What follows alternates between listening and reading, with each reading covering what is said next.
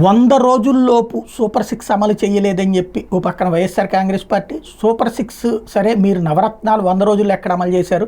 ఏడాది పట్టింది కదా అంటూ ఇటు తెలుగుదేశం కూటమి విమర్శలు ఇవన్నీ పక్కన పెడితే, సూపర్ 6లో వన్ ఆఫ్ ద ఎష్యూరెన్స్ అయినటువంటి గ్యాస్ సిలిండర్లు 100 రోజు ఏది దాన్ని ఏమంటారు, ఏడాదికి 3 ఉచిత గ్యాస్ సిలిండర్లు అన్నటువంటి విధానం ఏదైతే ఉందో దాన్ని అమల్లోకి తీసుకురావడం ద్వారా, అంటే ఇప్పటిదాకా అన్న క్యాంటీను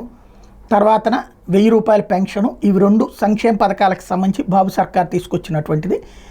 తమదైనటువంటి ముద్రని చూపించే ప్రయత్నం చేసింది.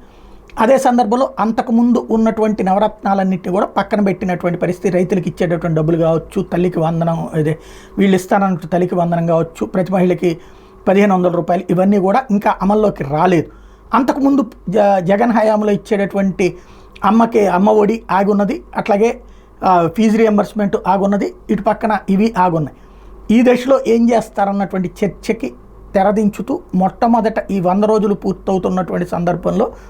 దీపావళి నుంచి గ్యాస్ సిలిండర్ ఒకటి ఫ్రీ అన్నటువంటిది, ఏది 3 ఏడాదికి ఫ్రీ కదా, ఆ విధానాన్ని ఆ పథకాన్ని అమలు చేసేటటువంటి ప్రక్రియ ఆరంభిస్తున్నారు. తద్వారా ఇప్పుడు ఇంటింటికి వెళ్ళబోతున్నటువంటి ఎమ్మెల్యేలు ఎంపీలు వీళ్ళు ఎవరికైతే 10 రోజుల పాటు వెళ్ళమని చెప్పారో వాళ్ళు ఇదిగో సూపర్ 6 అమల్లో పెట్టబోతున్నామమ్మా, గ్యాస్ బండ రేపు దీపావళి నుంచి వస్తే మిగతాయి కూడా ఏడాది ఎండింగ్లోకి వచ్చేస్తాయి అని చెప్పి పబ్లిక్ దగ్గరికి వెళ్లేందుకు ఒక దారి చూపించారు.